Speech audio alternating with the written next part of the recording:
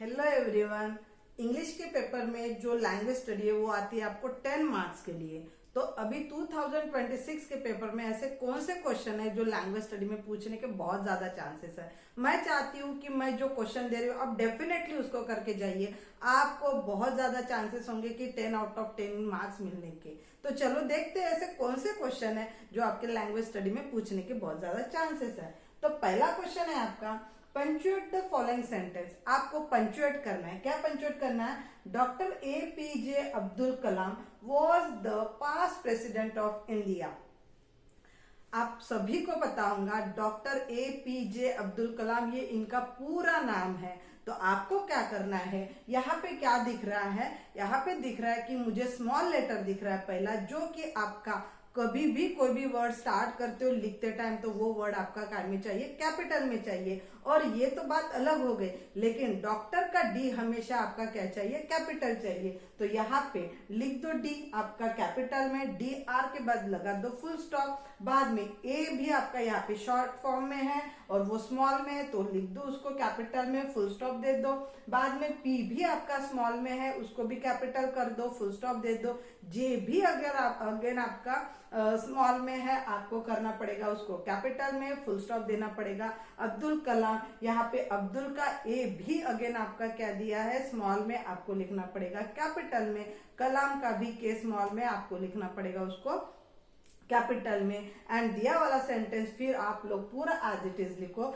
With the full stop. हो गया। Then है आपका question number 2, you are not tone deaf. You are not a tone deaf. आपको identify करना है कि दिया वाला सेंटेंस कौन से टाइप का है। तो देखो क्या होता है, यू आर नॉट टोन डिफ का मीनिंग, टोन डिफ मतलब तुम तो दोनों कानों से बिल्कुल बहरे नहीं हो, ये यहाँ पे बोला गया है। या तो बहरे ही नहीं हो मतलब कुछ भी नहीं हुआ है, सिंपल बोला गया है। और यहाँ पे कैसा दिया है? फुल स्टॉप दिया है। जब भी आप सेंटेंस को आइडेंटिफाई करते हो तो मैं चाहती हूँ कि आप उनके जो क्वेश्चन मार्क होगा तो वो कौन से टाइप का क्वेश्चन है, अगर एक्सक्लेमेशन मार्क्स होगा तो वो कौन से टाइप का सेंटेंस है, तो वो आप उसको साइन के साथ आइडेंटिफाई कर सकते हो। तो यहाँ पे सिंपल सेंटेंस बोला गया है और फुल स्टॉप दिया गया है, इसलिए मैं चाहती हूँ ये वाला सेंटेंस आपका कौन सा सेंटेंस होगा? सिंपल सेंटेंस होगा। Simple sentence it is also called as assertive sentence.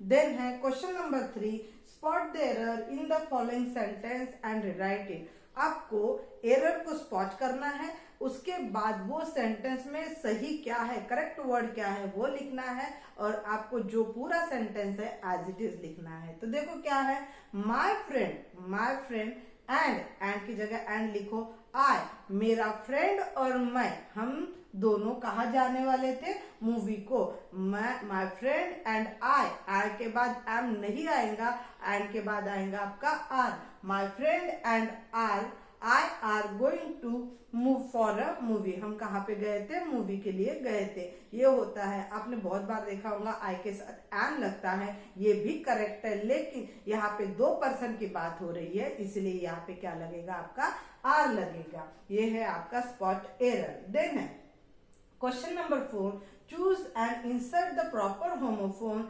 Homophones का मीनिंग होता है डिफरेंट स्पेलिंग बट प्रोनाउंसिएशन सभी के सेम रहेंगे। क्या बोला मैंने? होमोफोन्स का मीनिंग होता है डिफरेंट स्पेलिंग रहेंगी, लेकिन जब आप प्रोनाउंस करते हो उसको तब उनका मीनिंग मतलब उनका जो आवाज आता है वो कैसा रहेगा, साउंड उसका कैसा रहेगा? सेम रहेगा। तो यहाँ पे 4 वर्ड दिए हैं। कौन से मैं पढ़ रही हूँ, ध्यान से देखो। एक्सपेक्ट, बाद में है आपका एक्सेप्ट, बाद में आपका अस्पेक्ट और बाद में आपका एक्सेप्ट। मैंने यहाँ पे धीरे धीरे बोला करके आपको सब अलग अलग लगा, लेकिन आप वही थोड़ा सा जल्दबाजी में पढ़ोगे ना तो आपको चारों प्रोनाउंसिएशन आपके क्या लगेंगे? सेम लगेंगे। तो क्वेश्चन क्या है, कौन से चारों में से कौन से 2 ऐसे जो है कि ये यहाँ पे फिट होंगे? तो देखते हैं। द जज did not fill in the blanks the evidence. The judge did not fill in the blanks any evidence। आपको क्या लगता है क्या आएगा? The judge did not accept। उसने जज क्या नहीं कर रहा? वो एविडेंस को एक्सेप्ट नहीं कर रहा। The judge did not accept, कौन सा accept? ACCEPT। The judge did not accept any evidence fill in the blanks last document। उसके अलावा एक्सेप्ट वो वाले डॉक्यूमेंट के, लास्ट वाले डॉक्यूमेंट के अलावा। तो ये होते हैं आपके क्वेश्चन।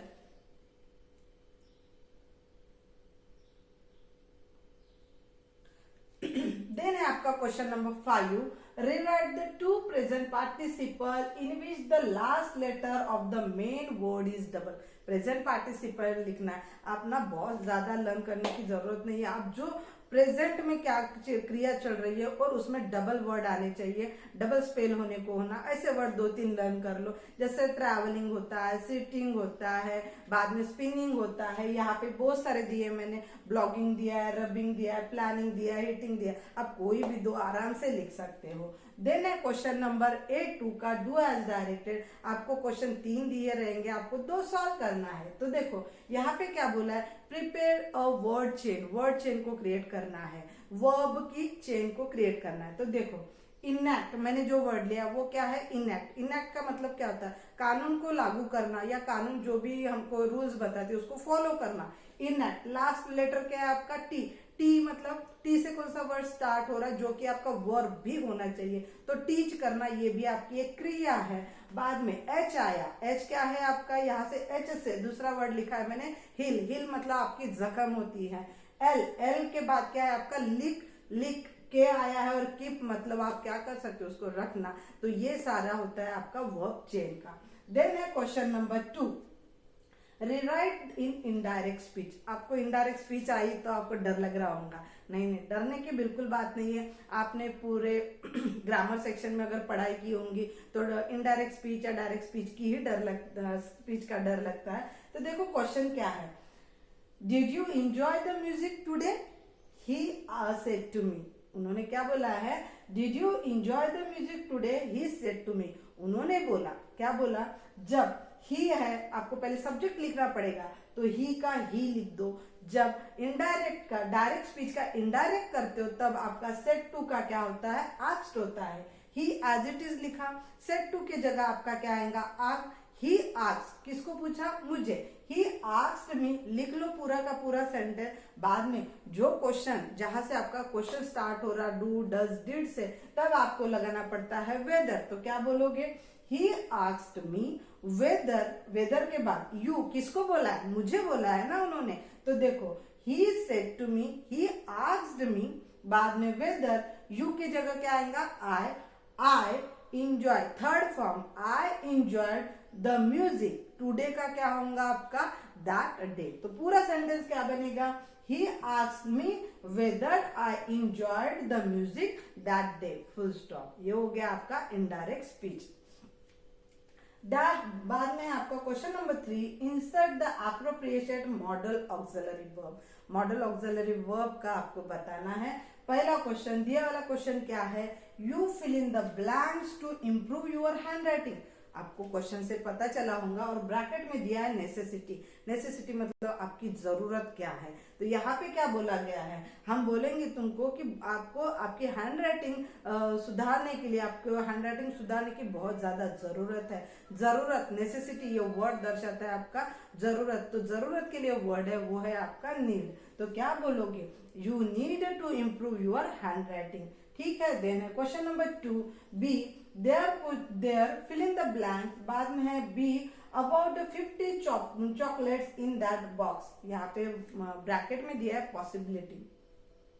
पॉसिबिलिटी क्या दर्शाती है कि पक्का है, मैं डैम श्योर से बता सकती। पोलाइट, पॉसिबिलिटी, ये जब वर्ड आते हैं ना तब आपको क्या का यूज करना है, तब आपको मॉडल ऑक्सिलरी वर्ब कुड का ही यूज करना है। तो क्या लिखोगे, there could be about 50 chocolates in that box. हो गया।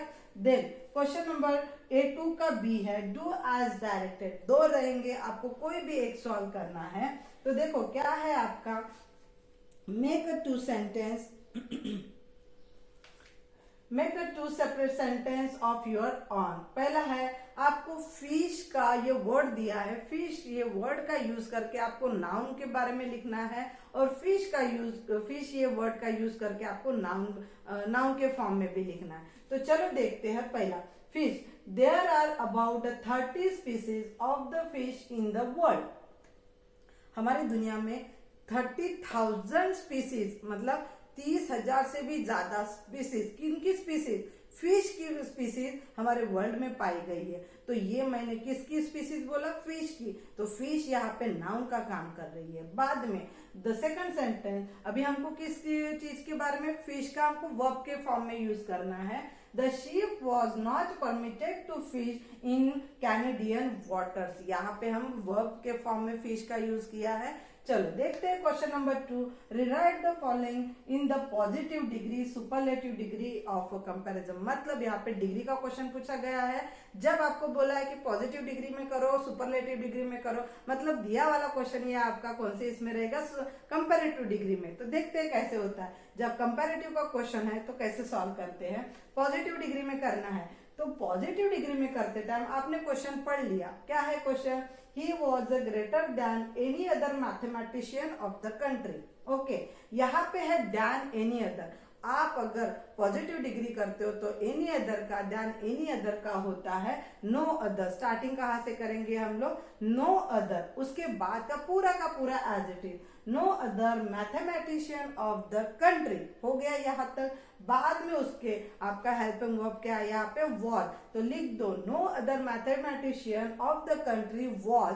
बाद में आपको क्या करते हो, जब आप पॉजिटिव डिग्री करते हो तो उसको आज के फॉर्म में लिखना पड़ता है। मैथमेटिशियन के बाद है आपका ऑफ द कंट्री वॉज, आज यहाँ पे है आपका ग्रेटर, तो उसका फर्स्ट फॉर्म क्या है या पॉजिटिव डिग्री क्या है उसकी, ग्रेटर क्या होता है, ग्रेट, तो एज ग्रेट एज, बाद में क्या बचा है आपका ही, तो वो सब्जेक्ट आप एज इट इज लिख दो।